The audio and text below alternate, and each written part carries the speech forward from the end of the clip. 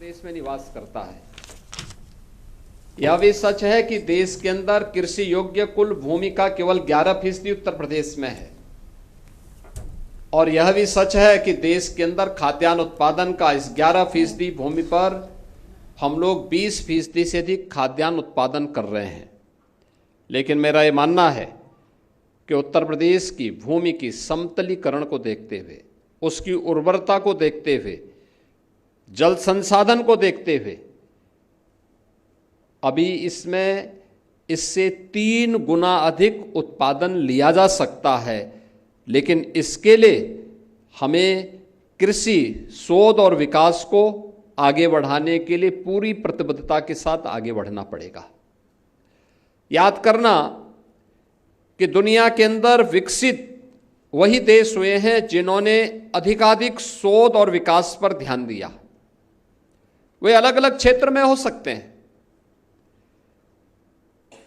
किसी ने space science में किया होगा, किसी ने आईटी एंड इलेक्ट्रॉनिक्स के फील्ड में किया होगा, किसी ने एटॉमिक्स साइंस में आगे काम किया होगा। अलग अलग फील्ड में जिसने जहां पर उसको दिया वह उस क्षेत्र में आगे बढ़ा। और हमारा यह मानना है कि उत्तर प्रदेश के अंदर इस क्षेत्र में केवल देश का ही नहीं, दुनिया का पेट भरने की सामर्थ्य है। कृषि, हॉर्टिकल्चर, वेजिटेबल के लिए हम बहुत कुछ कर सकते हैं, लेकिन अभी भी हम लोग यहाँ की जो हमारी क्लाइमेटिक जोन है उसके अनुरूप उस प्रकार के अनुसंधान को आगे बढ़ाने, प्रकृति के व पर्यावरण के अनुरूप उस प्रकार के शोध को आगे बढ़ाने के लिए हमारे स्तर पर जो प्रयास होने चाहिए उसमें और गति देने की आवश्यकता है। आपके द्वारा किए जाने वाले शोध और विकास के इन कार्यक्रमों की गति प्रदेश की भी और देश की भी प्रगति में एक निर्णायक भूमिका का निर्वहन कर सकता है। याद करना यह आवश्यक नहीं कि यूरोप के लिए जो उपयुक्त है वह भारत के लिए भी उपयुक्त है, यह आवश्यक नहीं है। हमें भारत के अनुरूप, यहाँ के जलवायु के अनुरूप, यहाँ की मिट्टी के अनुरूप उस प्रकार के शोध और विकास को आगे बढ़ाने के लिए अपने आप को तैयार करना होगा। उस प्रकार के कार्यक्रमों में हमें लगातार प्रयास करने होंगे, और मैं मानता हूं ये सभी संभावनाएं उत्तर प्रदेश के अंदर छुपी हुई है। देश के यशस्वी प्रधानमंत्री आदरणीय श्री नरेंद्र मोदी जी ने देशवासियों के सामने जो लक्ष्य तय किया है वह लक्ष्य 2047 में एक विकसित भारत का है।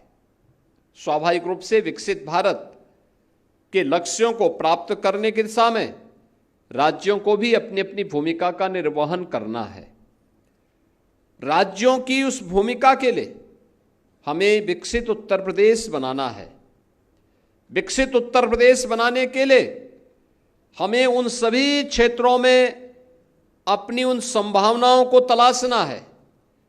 आज हमने तय किया है, भारत सरकार ने तय किया है कि 2027 में भारत $5 ट्रिलियन की इकोनॉमी बनेगा।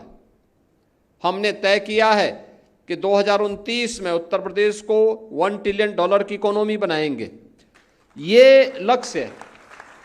लेकिन 2047 में जब भारत 30 ट्रिलियन की इकोनॉमी होगा तब उत्तर प्रदेश कहां होगा? तब उत्तर प्रदेश की प्रति व्यक्ति आय क्या होगी? कृषि के क्षेत्र में, इंफ्रास्ट्रक्चर के क्षेत्र में, उद्योग के क्षेत्र में, जीवन के अलग अलग क्षेत्र में, शिक्षा के क्षेत्र में, स्वास्थ्य के क्षेत्र में हमारी क्या स्थिति होनी है, इन सब पर भी एक व्यापक कार्य योजना उत्तर प्रदेश ने बनाई है। और उसको लेकर के विजन 2047 को लेकर के वर्तमान में एक बृहद कार्य योजना के साथ हम आगे बढ़ रहे हैं। लेकिन ये केवल 2047 को लेकर के नहीं, हमारे पास कुछ शॉर्ट टर्म भी होगा, हमने 2 वर्ष में क्या अचीव करना है। हम केवल 2047 की बात करें और 2027 की बात न करें, 2029 की बात न करें, 2035 की बात न करें, तो यह पब्लिक को अपील नहीं कर पाएगी। पब्लिक को अपील करने के लिए हमें दोनों देने पड़ेंगे। शॉर्ट टर्म क्या हमारा लक्ष्य होगा, मीडियम का क्या लक्ष्य होगा और लॉन्ग टर्म प्लानिंग हमारी क्या होगी। ये तीनों प्रकार के कार्यक्रमों को लेकर के हमें एक साथ चलना होगा। मैं अपने सभी कृषि विश्वविद्यालयों से, कृषि अनुसंधान के लिए कार्यरत संस्थानों से और कृषि विज्ञान केंद्रों से भी कहूंगा कि वे इस दिशा में प्रयास प्रारंभ करें। हमने यहां पे इजराइल की मदद से सेंटर ऑफ एक्सीलेंस स्थापित किए थे। उस सेंटर ऑफ एक्सीलेंस, उस समय उन्होंने तकनीकी सहयोग हमें किया था। यहां के वैज्ञानिकों ने उनके साथ प्रशिक्षण लेकर के उसे आगे बढ़ाने में योगदान दिया, लेकिन वो एक तक सीमित न रहे। उसका एक्सटेंशन क्या है, हमें उस दिशा में भी प्रयास करने चाहिए। अगर यह कार्य इजराइल कर सकता है तो हमारे कृषि विश्वविद्यालय क्यों नहीं कर सकते? हमने उस दिशा में प्रयास क्यों नहीं किया? हम आज भी लकीर के फकीर बनकर के कब तक यहां के किसानों को खेती बाड़ी से प्लान करने के लिए ही मजबूर होते देखते रहेंगे? इन सभी स्थितियों को हमें देखना होगा।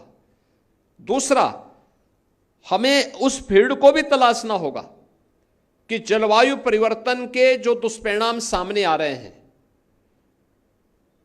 आप देख रहे होंगे इस समय भारी बारिश होनी चाहिए, लेकिन प्रदेश के लगभग 15-16 जनपद ऐसे हैं जहां पर एवरेज से कम बारिश हुई है।